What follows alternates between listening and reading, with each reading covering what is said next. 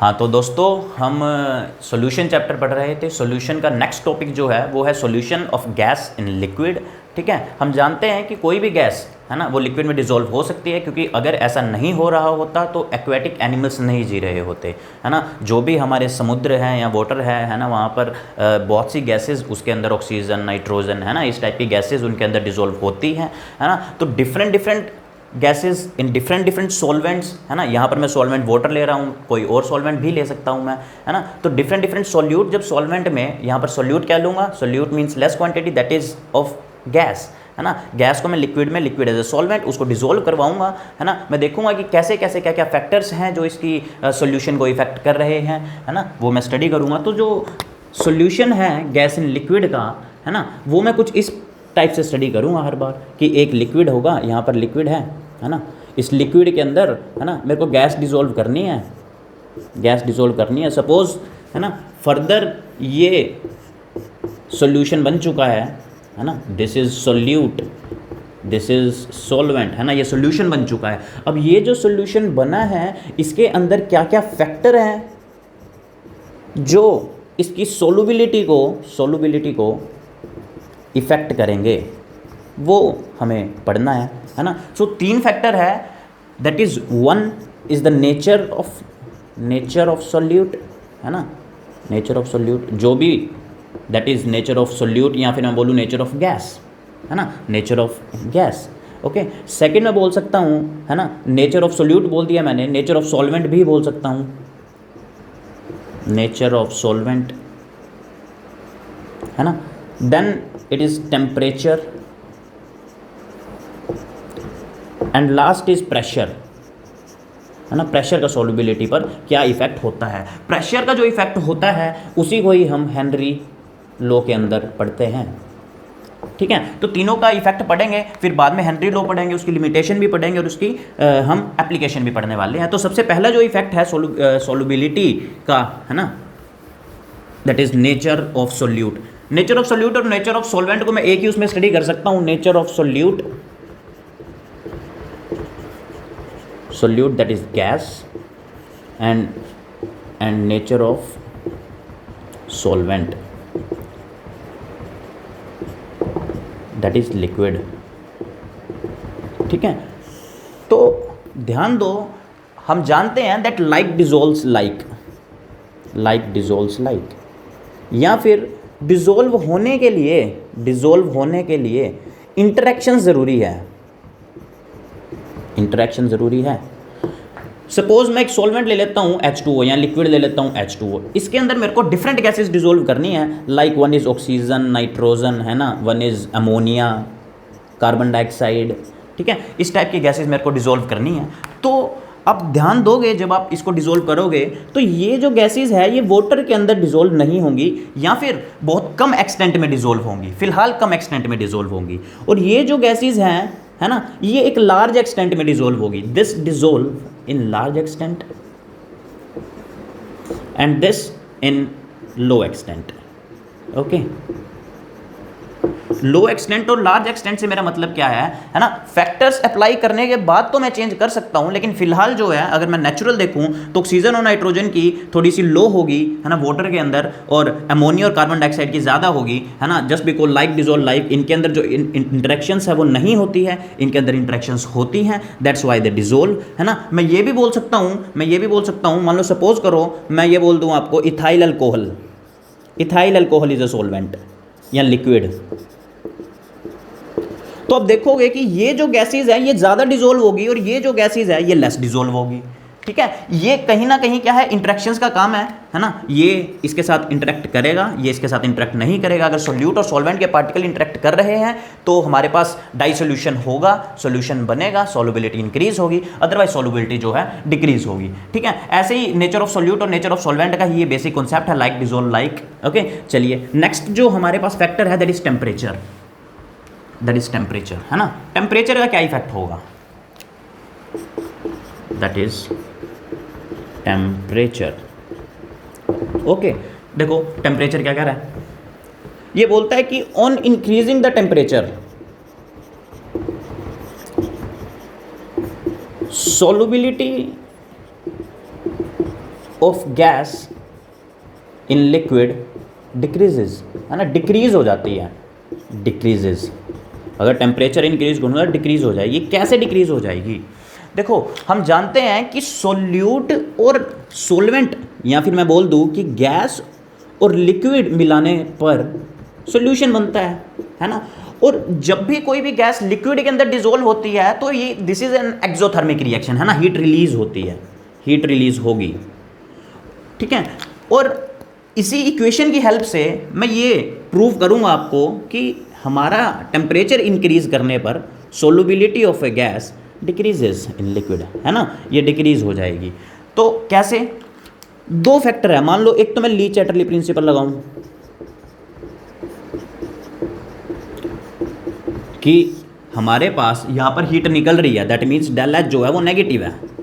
अगर मैं temperature increase करूँगा तो मेरे पास जो रिएक्शन है वो बैकवर्ड चली जाएगी, क्योंकि heat is already increasing, heat पहले ही निकल रही है, टेम्परेचर पहले ही इंक्रीज हो रहा है और टेम्परेचर को इंक्रीज करने की ज़रूरत नहीं है। अगर टेम्परेचर इंक्रीज करूँगा तो रिएक्शन बैकवर्ड डायरेक्शन में चली जाएगी, ठीक है। अगर इसी कॉन्सेप्ट को मैं दूसरे वे से सोल्व करने की कोशिश करूँ तो मैं जानता हूँ, अच्छा जब भी मेरे पास हीट रिलीज होगी दैट मीन्स डेल एस जो है नेगेटिव है, एंट्रोपी थर्मोडाइनमिकली, है ना, थर्मोडाइनमिकली स्टडी करता हूँ, एंट्रोपी जो है वो इंक्रीज होगी सिस्टम की। अच्छा एंथैल्पी भी इंक्रीज होगी, हीट निकल रही है। अब आप जानते हो अगर मैं चाहूँ कि ये जो रिएक्शन है वो हो, so reaction must be spontaneous, है ना, रिएक्शन जो है वो पक्का स्पॉन्टेनियस होगी, है ना, होनी चाहिए। और मेरी इक्वेशन कहती है del G is equal del H minus T del S. ये +1 क्लास का है सारा का सारा, +1 क्लास में हम पढ़ते हैं कि अगर डेल जी नेगेटिव है तभी वो स्पॉन्टेनियस होगी। अब डेल एस तो नेगेटिव है, negative and this negative comes out to be positive, बचा क्या, del G is equal del H. अच्छा ये तो पॉजिटिव आएगी। अब अगर मैं चाहूँ कि मेरा डेल जी नेगेटिव हो तो मेरा जो डेल एच है वो बड़ा होना चाहिए, ठीक है। डेल एच बड़ा कब होगा? जब मेरे पास टेम्परेचर जो है वो कम होगा, ठीक है। तो ध्यान रखना है कि डेल जी हमें क्या चाहिए, नेगेटिव चाहिए, है ना। This is T del S, भाई ये तो पॉजिटिव ही हो गया, टेम्परेचर रह गया। अगर मेरे पास टेम्परेचर ज़्यादा हो गया, अगर टेम्परेचर ज़्यादा हो गया, ये भी नेगेटिव, ये भी नेगेटिव, सॉरी ये पॉजिटिव, ये नेगेटिव, ये वैल्यू ज़्यादा होगी तो डेफिनेटली क्या होने वाला है, ये जो डेल जी है ये पॉजिटिव हो जाएगा। अरे ये प्लस टी था, अभी तक पॉजिटिव साइन है। ये अगर टेम्परेचर मैं बढ़ा दूंगा तो कहीं ना कहीं मैं यहाँ पर एक बड़ी वैल्यू लिखूंगा। मैं ऊपर समझाता हूँ इसको, है ना। ये है del G is equals del H plus T, अभी तक ये आ चुका है, सपोज पॉजिटिव साइन आ चुका है ना। अगर पॉजिटिव साइन की वैल्यू ज़्यादा होगी यहाँ पर और नेगेटिव की वैल्यू कम होगी तो डेल जी पॉजिटिव नहीं आ गया, और मेरे को क्या चाहिए, डेल जी नेगेटिव चाहिए, ठीक है। तो डेल जी नेगेटिव के लिए मेरे को क्या करना पड़ेगा, हमारा जो टेम्परेचर है वो डिक्रीज ही रखना पड़ेगा। इससे भी मैं इस बात को समझ सकता हूँ कि टेम्परेचर के इंक्रीज करने से हमारी जो सोल्युबिलिटी है गैस की, है ना, लिक्विड के अंदर वो डिक्रीज हो जाएगी, ठीक है। तो तीसरा जो हमारे पास क्या नाम है आता है फैक्टर, दैट इज प्रेशर, ठीक है। प्रेशर हम स्टडी करेंगे। अच्छा प्रेशर बहुत इंपॉर्टेंट है, pressure is the Henry law, है ना।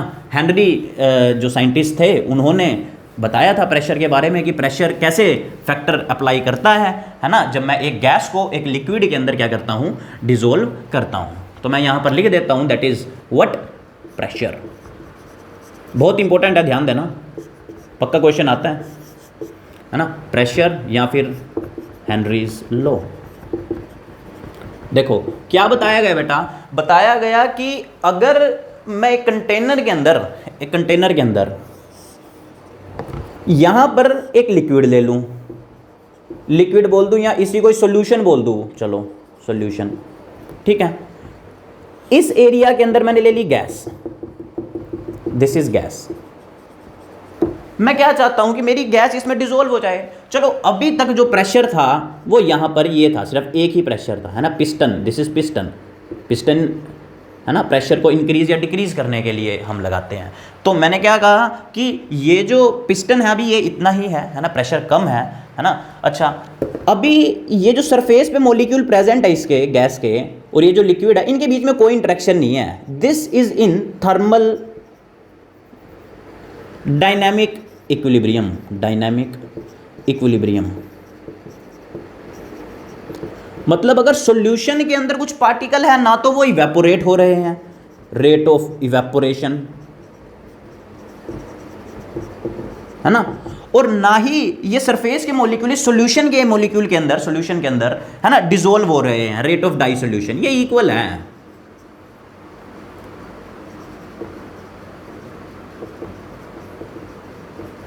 ठीक है, अगर ये रेट ही इक्वल हो गया that means it is in equilibrium.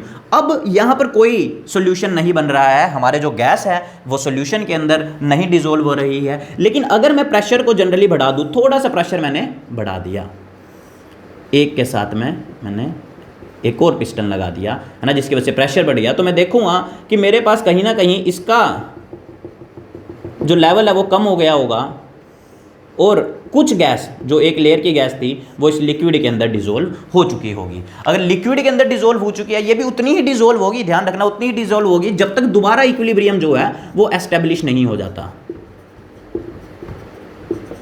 जैसे ही इक्विलिब्रियम दोबारा एस्टेब्लिश होगा, है ना, वैसे ही ये प्रोसेस रुक जाएगा। ठीक है, तो हमारे हेनरी, ये जो एक्सपेरिमेंट था, ये मेजर जो हमारे साइंटिस्ट थे ये हेनरीज थे, है ना, इन्होंने किया था। ठीक है, तो इन्होंने ही बोला कि जो मास डिस्प्लेस हुआ या फिर the mass of gas dissolved, है ना, डिसॉल्व हुई है इन द लिक्विड, है ना, या फिर सॉल्वेंट, है ना, वो किसके डायरेक्टली प्रोपोर्शनल थी? प्रेशर के। Is directly proportional to the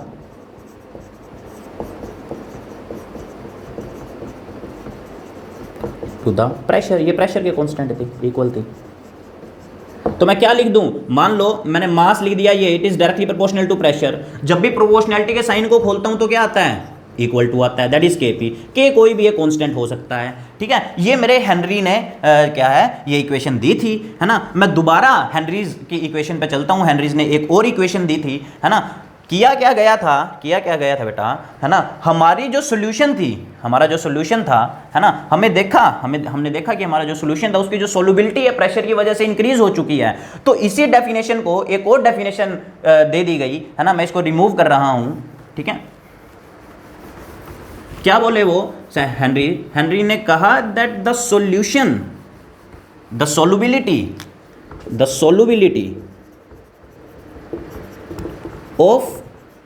solubility of gas in liquid is directly proportional to the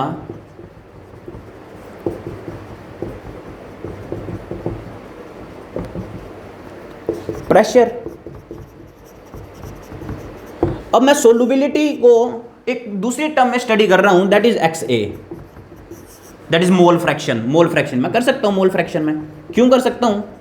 आप जानते हो भाई, गैस भी कहीं ना कहीं मैं सेंटीमीटर क्यूब में लूंगा और लिक्विड भी मैं सेंटीमीटर क्यूब में लूंगा। ठीक है, तो मैं इसकी मोलैरिटी स्टडी कर सकता हूं, मोल फ्रैक्शन स्टडी कर सकता हूं, है ना। इस टर्म में मैं सोल्युबिलिटी को स्टडी कर सकता हूं। ठीक है, तो XA को मोल फ्रैक्शन के टर्म में स्टडी किया तो मैंने क्या बोल दिया कि XA is directly proportional to what? That is pressure. और जब प्रोपोर्शनैलिटी के साइन को खोला तो एक और K डैश, यहाँ पर K था, मैंने K डैश लिख दिया, इक्वल आया PA के। जब मैंने K डैश की वैल्यू निकाली, या फिर मैं बोल दूँ प्रेशर की वैल्यू निकाली, PA is equals XA by K dash. ठीक है, ये लिखा गया। अब ध्यान रखना कि ये जो 1/K है, यहाँ पर मैं ये 1 डाल रहा हूँ, ये जो 1/K है इसको मैंने लिख दिया क्या? KH। This KH is Henry constant. तो ये भी एक हेनरीज कांस्टेंट, ये भी एक इंपॉर्टेंट इक्वेशन है, हेनरीज इक्वेशन है ये भी, और ये भी हेनरीज ही इक्वेशन है ना। दोनों से न्यूमेरिकल पूछे जा सकते हैं, दोनों से न्यूमेरिकल आएंगे, है ना। तो ये दोनों इक्वेशन याद रखनी है। ठीक है, ये हमारा हेनरीज कांस्टेंट आ चुका है। ठीक है, इससे हम एक चीज़ और समझ सकते हैं। क्या हम ये देख रहे हैं कि जो प्रेशर है वो कहीं ना कहीं डायरेक्टली प्रोपोर्शनल आ चुका है XA के। पहले XA था डायरेक्टली प्रोपोर्शनल प्रेशर के, तो PA यानी प्रेशर है किसके? XA के डायरेक्टली प्रोपोर्शनल। अच्छा, इन बिटवीन ना साइंटिस्ट आए थे, मैंने यहाँ पर ये PA यूज़ किया, दिस इज पार्शियल प्रेशर, है ना।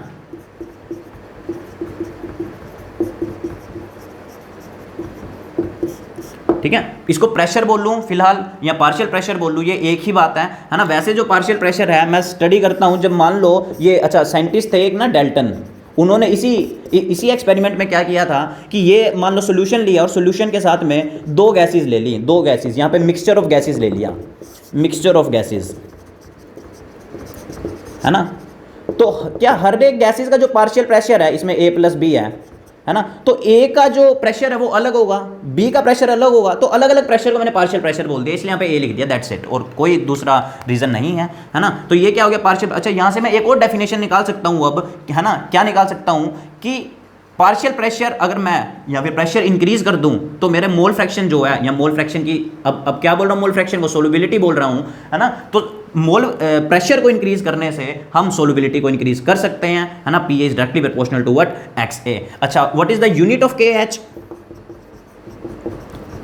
This is just now pressure, तो इसकी यूनिट को हम बार लिख सकते हैं, ATM लिख सकते हैं, ठीक है। दिस इज जस्ट प्रेशर, ठीक है। दिस इज हेनरी लॉ, ठीक है, ये हेनरी लॉ था, है ना। बहुत अच्छा लॉ है और इंपॉर्टेंट लॉ है, ध्यान रखना, पेपर में आने के पूरे चांसेस है। इसका डेरिवेशन भी और बहुत इजी डेरिवेशन है, ठीक है। दूसरा इसका जो लिमिटेशन थी, है ना, इसके बाद हम इसकी लिमिटेशन करेंगे, हेनरीज लॉ की लिमिटेशन करेंगे, दो लिमिटेशन, इसको मैं रब कर देता हूँ।